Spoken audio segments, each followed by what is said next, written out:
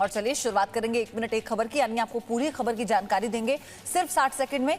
तो शुरुआत हम करेंगे जम्मू कश्मीर के डीडीसी चुनावों के नतीजों से। सबसे बड़ी खबर यही है। सबसे पहले आपको 1 मिनट में बताते हैं जम्मू कश्मीर डीडीसी चुनाव में हिस्सा ले रही पार्टियों को अब तक के स्कोर क्या है।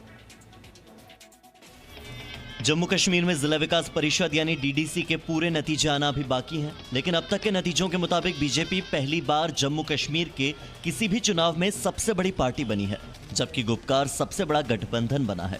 डीडीसी चुनावों में बीजेपी ने शानदार प्रदर्शन किया है और 70 सीटों पर जीत हासिल की है। नेशनल कॉन्फ्रेंस ने 57, निर्दलीय उम्मीदवारों ने 44, महबूबा मुफ्ती की पार्टी पीडीपी ने 26 सीटों पर जीत हासिल की है। कांग्रेस के पाले में 21 सीटें आई है, वहीं जेकेएपी को 10, सीपीएम को 5 और जेकेपीएम को 3 सीटें मिली है। घर की पार्टी, घर का राज तो खत्म होना ही था और लोगों की पार्टी, लोगों का राज तो आना ही था। इसलिए भारतीय जनता पार्टी को लोगों ने दिल से वोट किया, दिल से सपोर्ट किया। इसलिए आज भारतीय जनता पार्टी का कमल हर घर में, हर कॉन्स्टिट्यूंसी में खिला है। बीजेपी ने कश्मीर घाटी में कुल 3 सीटें जीती हैं।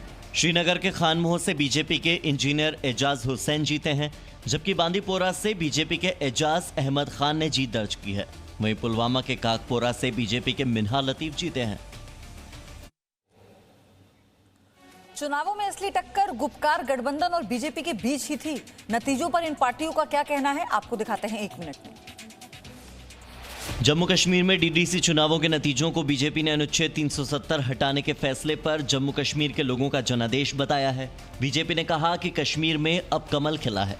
जहां लोग कहते थे कश्मीर में हम पांव नहीं रख सकते, बीजेपी का झंडा नहीं दिख सकता, तिरंगा झंडा नहीं फहरा सकते, वहां तिरंगा झंडा भी फहराया गया, बीजेपी का झंडा भी दिखा और यही नहीं, कमल भी खिला है। नतीजों के बाद उमर अब्दुल्ला ने कहा कि विपक्ष को जनता में खत्म करने की साजिश फेल हो गई है। बहुत से ऐसे लोग थे जो अपने आप को कश्मीर के एक्सपर्ट मानते हैं, जिन्होंने ये कहा था कि ये लोग मिट गए हैं। हमारा भरोसा सबसे पहले तो ऊपर वाले में था और उसके बाद जम्मू कश्मीर के आवाम पे।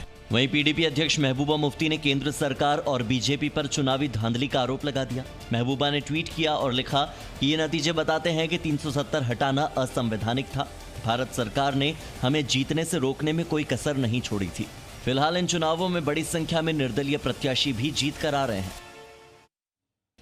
तो विश्व भारती विश्वविद्यालय के शताब्दी समारोह में कल पीएम मोदी शामिल होंगे, लेकिन इससे पहले वो एएमयू के शताब्दी समारोह में शामिल हुए। 60 सेकंड में जानिए। प्रधानमंत्री नरेंद्र मोदी ने वीडियो कॉन्फ्रेंसिंग के जरिए अलीगढ़ मुस्लिम यूनिवर्सिटी के शताब्दी समारोह को संबोधित किया। प्रधानमंत्री ने कहा कि राष्ट्रहित सर्वोपरि है।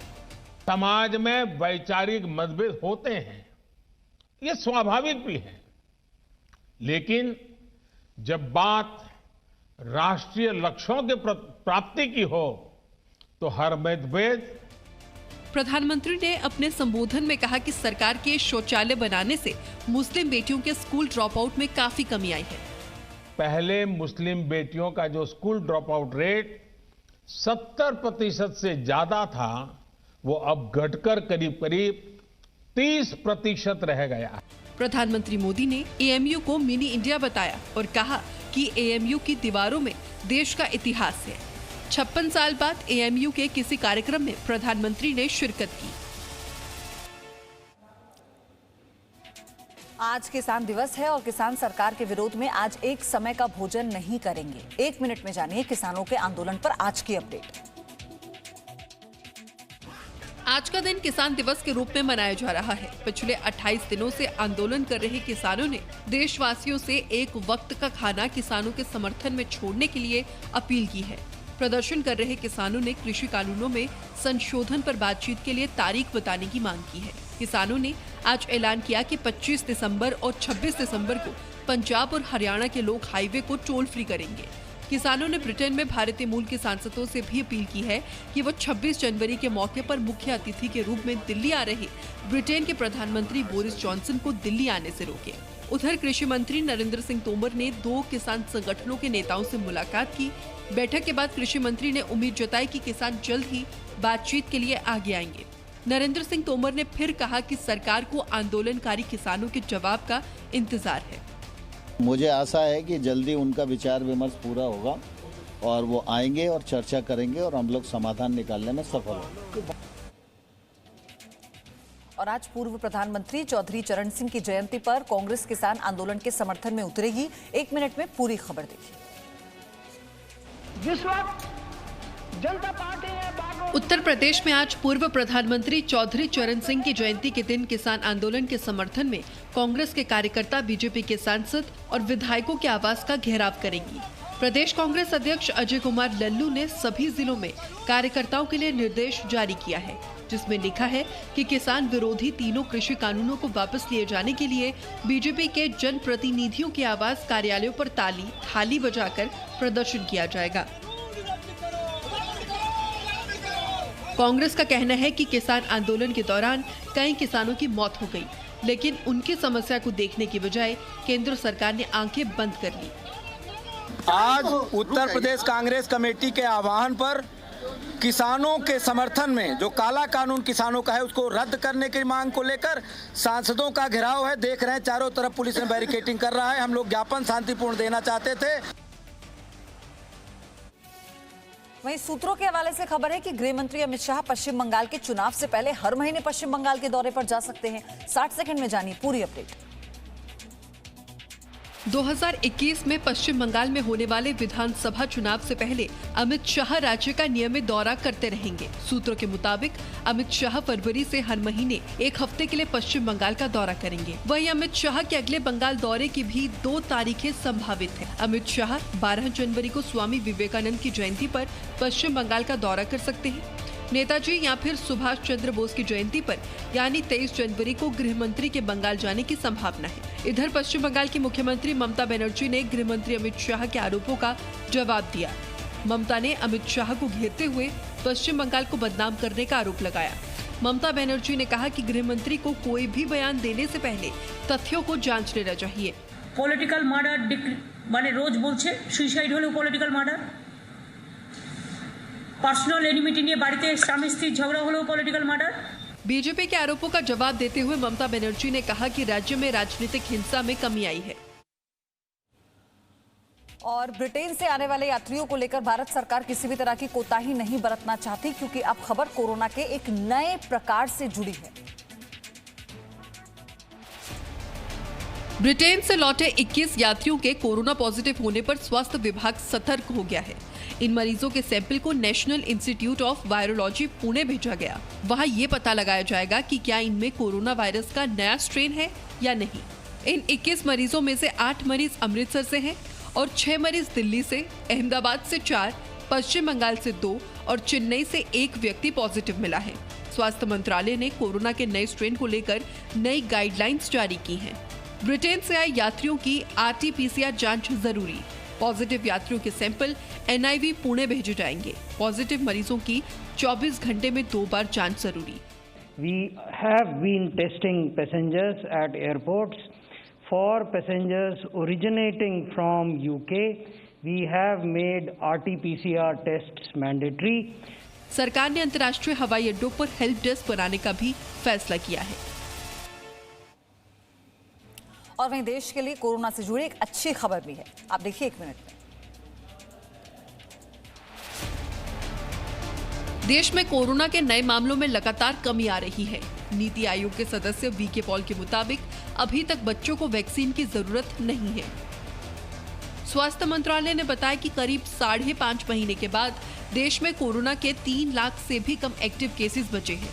वर्तमान में एक्टिव मामलों की संख्या कुल मामलों के मुकाबले केवल 3% है, जबकि कोरोना से ठीक होने की दर 95% से ज्यादा है।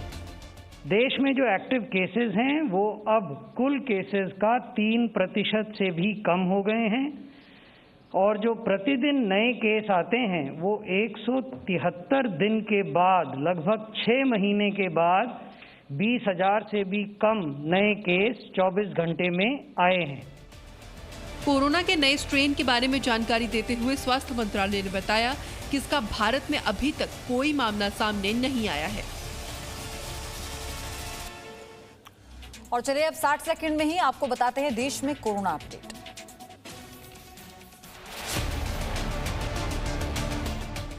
देश में कोरोना संक्रमण के कुल मामले 1,75,00,000 के पार पहुंच गए हैं। हालांकि अच्छी खबर यह है कि देश में कोरोना के नए मामलों में लगातार कमी आ रही है। और कोरोना से ठीक होने वाले मरीजों की संख्या में भारत सबसे आगे है।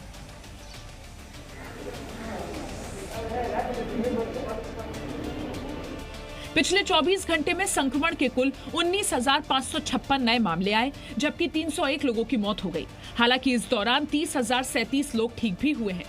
देश में कोरोना से 1,75,116 लोग संक्रमित हुए हैं, जिनमें से 96,36,487 लोग ठीक हो चुके हैं। देश में इस वक्त 2,92,518 कोरोना संक्रमितों का इलाज चल रहा है। कोरोना संक्रमण से अब तक 1,46,111 लोगों की मौत हो चुकी है, जबकि देश में कोरोना मरीजों के ठीक होने की दर 95.65% हो गई है। देश की सबसे बड़ी रिसर्च संस्था ICMR यानी Indian council for medical research ने देश में प्रदूषण की वजह से होने वाली मौतों पर एक रिपोर्ट जारी की है। आपको देखनी चाहिए, 1 मिनट में बताते हैं। देश में प्रदूषण से मरने वालों की संख्या साल 2019 में 17 लाख तक पहुंच गई। ये बात लैंसेट ने सरकार की ओर से जारी एक रिपोर्ट में कही है। रिपोर्ट के मुताबिक देश में पिछले वर्ष यानी 2019 में प्रदूषण की वजह से 16 लाख लोगों की मौत हुई। इनमें से 9,80,000 लोगों को हवा में PM 2.5 का स्तर ज्यादा होने की वजह से अपनी जान गंवानी पड़ी, जबकि 6,10,000 लोगों की मौत इंडोर पोल्यूशन यानी घर के अंदर मौजूद प्रदूषण की वजह से हुई। इन आंकड़ों में प्रदूषण की वजह से भारत को हुए आर्थिक नुकसान का आंकलन भी किया गया है। भारत में प्रदूषण की वजह से पिछले वर्ष 2,60,000 करोड़ का नुकसान हुआ था।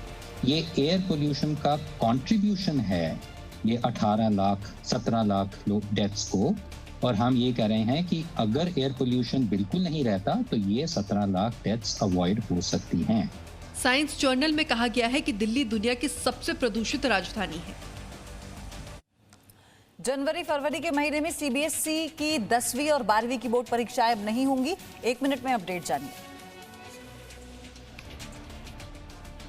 CBSE की 10वीं और 12वीं बोर्ड की परीक्षाएं जनवरी-फरवरी में नहीं होंगी, लेकिन परीक्षाएं रद्द भी नहीं की जाएंगी। शिक्षा मंत्री रमेश पोखरियाल निशंक ने शिक्षकों की ऑनलाइन कॉन्फ्रेंस में कहा कि परीक्षाएं जरूर होंगी। लोकतांत्रिक देश की में शिक्षा का व्यवस्था अस्त व्यस्त नहीं हुई, और जैसे कि ये बहुत सारे देशों ने अपने को 1-1 साल पीछे कर दिया और स्कूलों को टोटली बंद कर दिया, परीक्षाओं को निरस्त कर दिया। CBSE की 10वीं और 12वीं बोर्ड परीक्षाओं में इस साल भी 30 लाख से ज्यादा छात्र बैठेंगे। 10वीं और 12वीं के कुल सिलेबस का 30% हिस्सा खत्म कर दिया गया है और बोर्ड परीक्षाएं घटाए गए सिलेबस के आधार पर ही होंगी। CBSE पहले ही कह चुका है कि परीक्षाएं ऑनलाइन नहीं होंगी। शिक्षा मंत्री ने ऑनलाइन पढ़ाई से बच्चों की पढ़ाई संभालने के लिए सभी शिक्षकों की तारीफ भी की। मुंबई में बॉलीवुड स्लैब्स पार्टी में शामिल होकर कैसे कोरोना गाइडलाइंस का उल्लंघन कर रहे हैं, आपको ये भी बताते हैं। मुंबई में 21 दिसंबर की रात पुलिस ने क्लब पर छापा मारकर बड़ी कार्रवाई की। पुलिस की इस रेड के वक्त क्रिकेटर सुरेश रैना और सुजैन खान समेत बॉलीवुड के कई सेलिब्रिटी मौजूद थे। कोरोना की पाबंदी के बावजूद ये लोग पार्टी कर रहे थे। कोरोना नियमों के उल्लंघन के आरोप में पुलिस ने सुरेश रैना समेत 21 लोगों को गिरफ्तार किया। हालांकि बाद में उन्हें जमानत दे दी गई। पब में कुछ 27 ग्राहक और 7 मैनेजमेंट के लोग, इनके ऊपर कार्रवाई हुई है। 188, 188 ऑफ डिजास्टर मैनेजमेंट एक्ट और 33W of Mumbai police act. Police ने पार्टी में मौजूद 34 लोगों के खिलाफ IPC के सेक्शन 188 के तहत केस दर्ज किया। पुलिस ने पार्टी में मौजूद महिलाओं को नोटिस देकर छोड़ दिया। पुलिस सूत्रों के मुताबिक पार्टी में सिंगर गुरु रंधावा और रैपर बादशाह भी मौजूद थे। बाद में रैना और रंधावा ने सफाई देते हुए कहा कि उन्हें नियमों की जानकारी नहीं थी। यूपी में अपने पिता की पिटाई करने वाले एक युवक और मां से मारपीट करने वाली बेटी का वीडियो वायरल हुआ।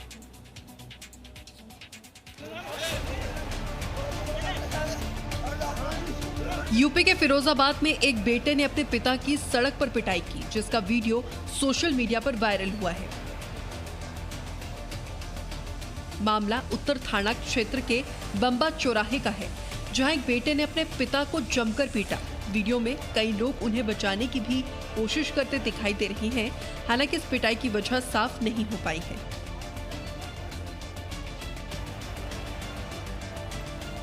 वहीं यूपी के चित्रकूट में मां और बेटी के बीच मारपीट हो गई। चित्रकूट में पंजाब नेशनल बैंक के पास सड़क पर ही दो महिलाएं आपस में लड़ रही थी।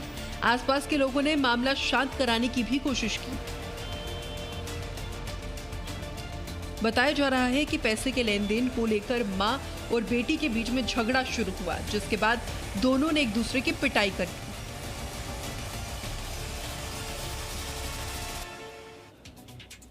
दूध मुहे बच्चों के लिए नॉर्थ ईस्ट में पहला मानव दूध बैंक बनाया गया है। चलिए 60 सेकंड में आपको दिखाते हैं इस मिल्क बैंक की तस्वीरें।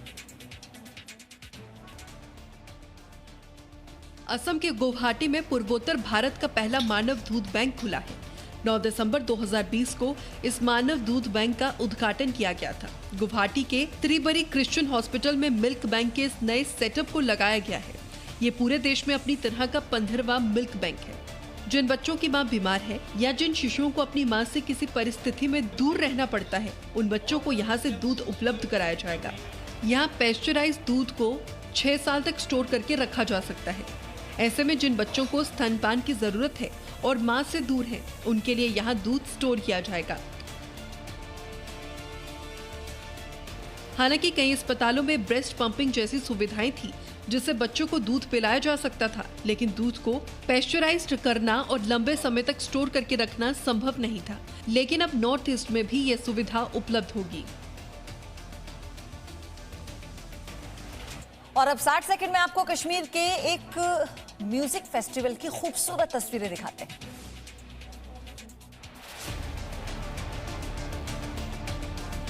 भारतीय सेना ने जम्मू कश्मीर के शोपियां में चिल्ले कला संगीत समारोह का आयोजन किया। इस कार्यक्रम में शोपियां, पुलवामा और बडगाम जिलों के 3000 से ज्यादा स्थानीय लोगों ने हिस्सा लिया। पीर पंजाल की बर्फ से ढकी पहाड़ियों के बीच चिनार बैंड की प्रस्तुति ने सभी का दिल जीत लिया। संगीत के साथ ही स्टैंड अप कॉमेडी की परफॉर्मेंस से लोगों का मनोरंजन होता रहा। साथ ही कश्मीरी खान पान और कश्मीर की संस्कृति से जुड़े हैंडीक्राफ्ट के स्टॉल्स पर भी लोगों की काफी भीड़ दिखाई दी। जम्मू कश्मीर की युवा प्रतिभा को मंच देने के लिए चिल्ले कला संगीत समारोह आयोजित होता है। सेना के इस आयोजन में कश्मीर के इतने युवाओं का शामिल होना नए कश्मीर की बदली हुई तस्वीर को दिखाता है।